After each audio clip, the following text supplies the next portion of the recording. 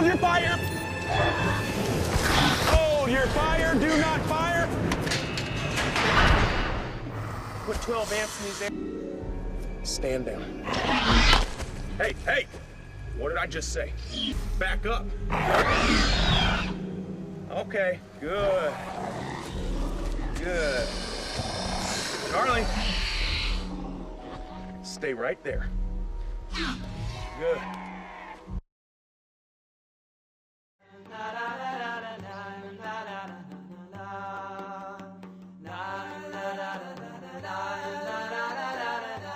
I presented to you for more than 1 hour and 15 minutes. Topic was, does the Quran promote peace or violence? Not what Imam Shafi says, not what the Hadith says, not what Ibn Ishaq says. Does the Quran say? If you want to discuss all of that, that's effectively a different topic in its entirety. But let me point this out to you, is that the type of sanguinary warfare and sex slavery that you find in the Old Testament is non-existent in Islam. So Numbers 31:17, which speaks about sex slavery, the soldier determining whether a woman is a virgin or not, and then killing those who are not virgins, that's non-existent in Islam. The fact where children and babies and donkeys are wait. So when the Quran says permissible are to you, those that your right hand possesses, what does that mean? Oh wait, or better yet, wait, hold on. Forbidden to you are married women except for what your right hand possesses. What does that mean? Again, sir, you're quoting again what I call the cherry picking. Let's look at Surah 4. I was cherry picking now. Well, let's look at. Don't jump the gun. You pointed out the fact that the Quran says permitted for you are what your right hands possess. Did you say that? You said that, right? Yes. Now let's look at it. Let's look at Surah 4, and I'm opening up to you from verse 22, leading up to that verse. And listen to me and hear me. I know you like the sound of your own voice, but hear me out and look at this. Surah 4 verse 22 says, وَلَا تَنْكِحُوا مَا نَكَحَ. Note, and marry. It speaks about marry not woman whom your fathers married, except what is past. It was shameful and odious and abominable custom. Verse 23, prohibited to you are your mother's, daughters, sisters, fathers. Now, what are they prohibited for? Are they prohibited for sex, or prohibited, as in the context of verse 22, marriage? And then it goes on to verse 24. Also prohibited, وَالْمُحْصَنَاتِ مِنَ النِّسَاءِ إِلَّا مَا مَلَكَتْ أَيْمَانُكُمْ. Also prohibited a woman already married. Again, what are women married prohibited for? For sex or for marriage? Except whom your right hands possess. Right, so basically, if it's sex, okay, if it's sex, Jonathan, why does Surah 4 verse 25 condemn sex with those whom your right hands possess? Why did it condemn it? It doesn't condemn it. It doesn't condemn it. Now listen to Surah 4 verse 25. It says, if any of you have not the means to marry free believing women, then they may marry believing girls amongst those whom their right hands possess. Now think about this, sir. If the Quran now, if Islam allowed basically why would it even so you see, you can't talk over me. If you want to have a debate with me, we'll have a debate and we can engage each other in professional fashion. But I'm basically pointing out to you that why would the Quran contemplate marriage with those whom your right hands possess if it allowed you for free sex? Because it says here, if you have not the means to marry free believing women, then marry girls amongst those whom your right hands possess. And not only that, it says here they should be chaste, not lustful, nor should you take them as paramours. The word in Arabic is muhsanati ghayra musabihati wala muttakhidati akhdan.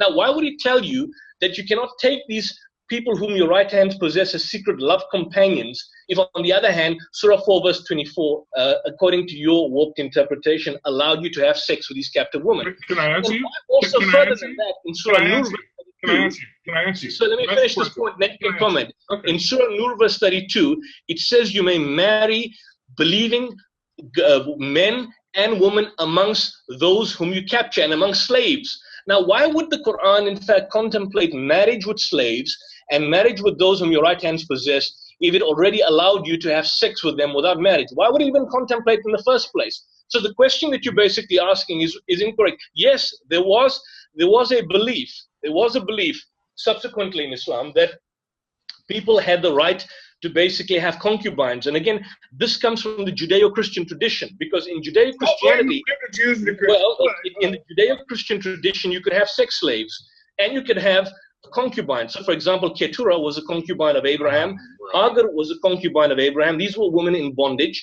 And so they were not lawfully married to them, and so accordingly they had sex. So don't superimpose a Judeo-Christian interpretation on the Quran.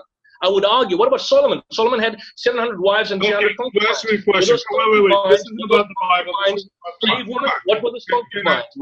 Can I answer your question? Can I answer your question, please? You said, why would the Quran tell you that you can marry believing slave women?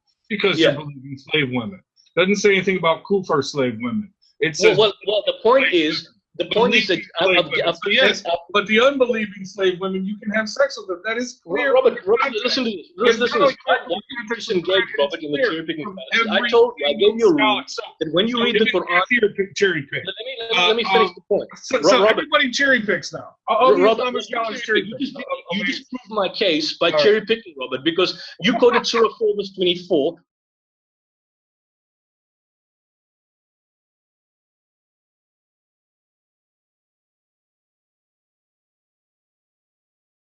It's out of context. Context? What's that? Context. Which says permitted for you for sex. It doesn't say sex. There's nothing about sex. Verse 22 speaks about the prohibited categories for marriage. Robert, have you got a Quran there? Have you got a Quran? Wait. Why does it say permitted to you are your wives? It means you're not a man of reason and you're not someone that can argue appropriately. That's why you want to talk over me. You want to talk over me, we can have a debate. And I challenge you to a debate if you're in South Africa.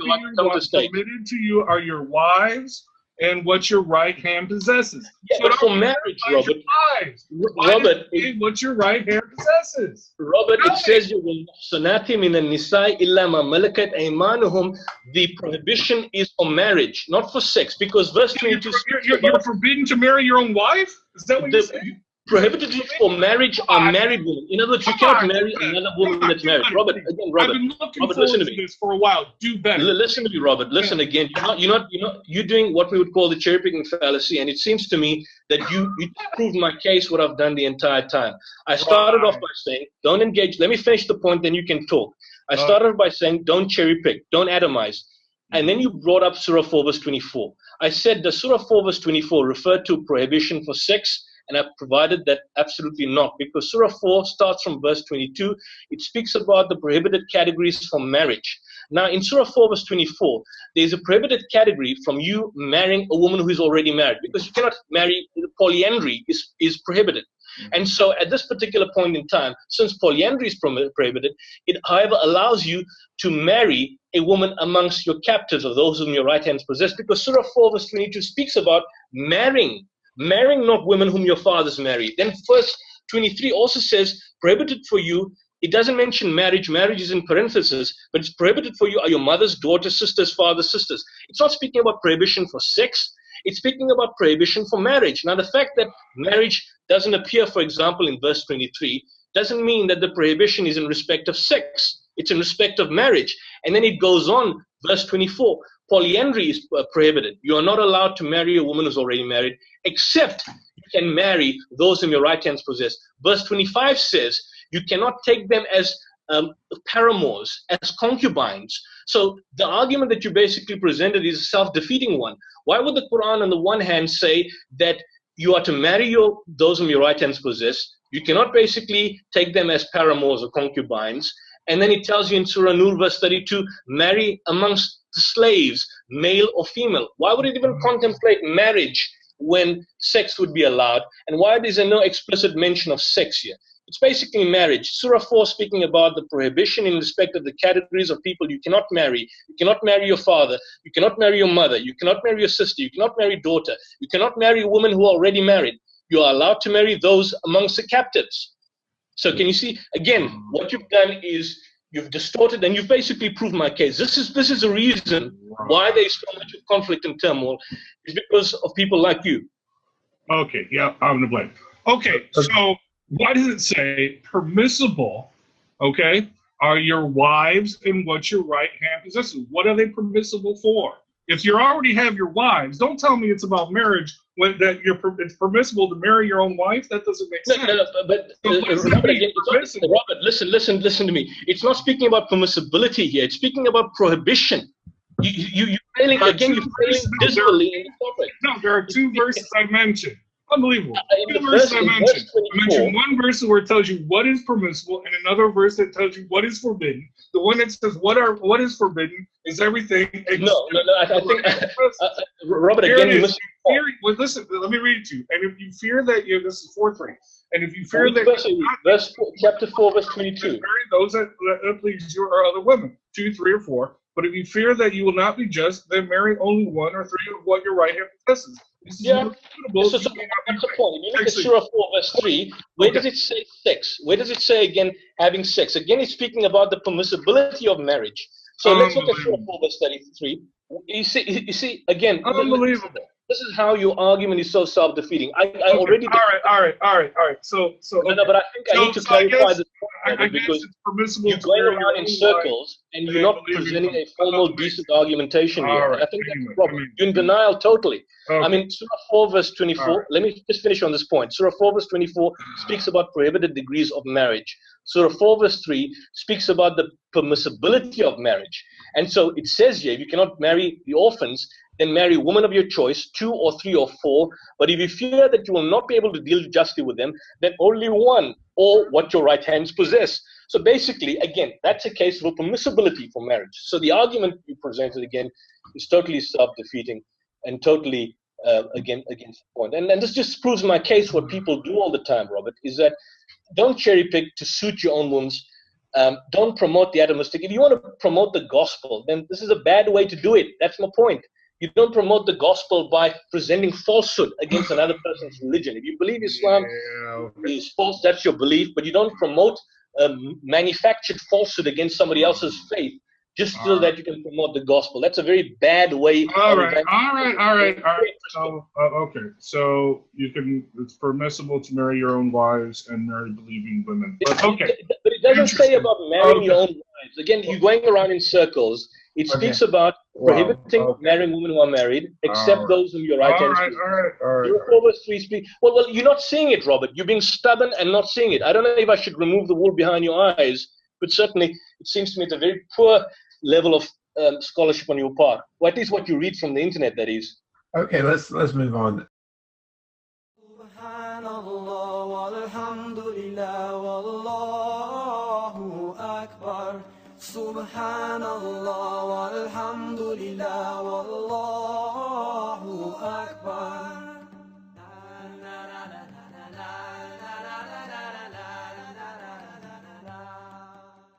The most controversial topic in this entire discussion is the topic of ma malakat aymanukum, what your right hands possess. The concept of concubinage in Islam. Okay? Number 1, as we said, to reiterate, that the Prophet, peace be upon him, did not introduce an institution, he reformed an institution. Right? He reformed it and actually depleted this institution to an extent that it almost ceased to exist. Okay? So when you talk about concubinage, and when you talk about concubinage in general, because ma malakat aymanukum is actually more specific than concubinage, but concubinage in general, this was very much so a global practice. It was a universal practice. In fact, even until the 20th century, in Europe and in Asia, as we mentioned, it was a global practice. Until today, it's still underground, but it's still a practice.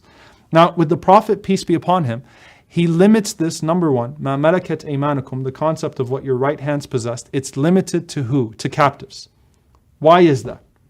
In the days of ignorance, in Jahiliyyah, when women were captured, one of 2 things used to happen. Either they used to escape and become prostitutes and try to earn in whatever way they could, and that was the most reasonable way for them to earn. That's the only thing that they could do, is just go out there and try to fetch in these societies that they didn't know in that way. Or even worse than that, their captors would take them and they would force them into that situation of prostitution. It's a very ugly reality. There is also no restriction on partners and things of that sort. So a person, had no rights. They could be abused in every way possible. What does Allah subhanahu wa ta'ala reveal? Allah says, first and foremost, وَلَا تُكْرِهُ فَتَيَاتِكُمْ عَلَى الْبِغَاءِ. Don't compel these women into prostitution.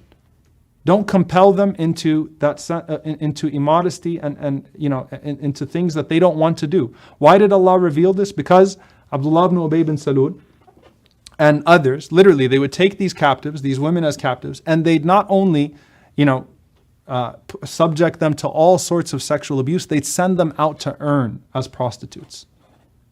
And they complained to the Prophet, peace be upon him, and Allah revealed not to compel these women into a sense of prostitution. Now, we said that in Islam, in the legal theory of Islam, there's the ideal, there's the recommended, and there's the bare minimum. The bare minimum, as we said, is removal of injustice. That's what's mandatory. What is the mustahab here? What did we say the goal of the Prophet, peace be upon him, was with slavery, with the slaves? Was to reintegrate them, to bring them back into society in a dignified way, right? So what is the mustahab here? The Prophet, peace be upon him, says, this hadith is actually in Al-Bukhari, narrated by Abu Musa. The Prophet ﷺ says, he who has a female captive and he educates her and treats her with kindness, and then he frees her, and then he marries her, فَلَهُ أَجْران. He will have double reward from Allah subhanahu wa ta'ala.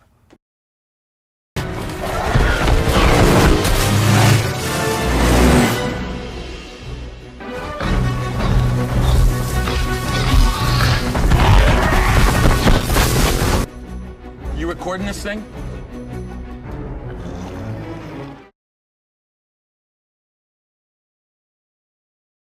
وإن خفتم ألا تقسطوا في اليتامى فانكحوا ما طاب لكم من النساء مثنى وثلاث ورباع فإن خفتم ألا تعدلوا فواحدة أو ما ملكت أيمانكم ذلك أدنى ألا تعولوا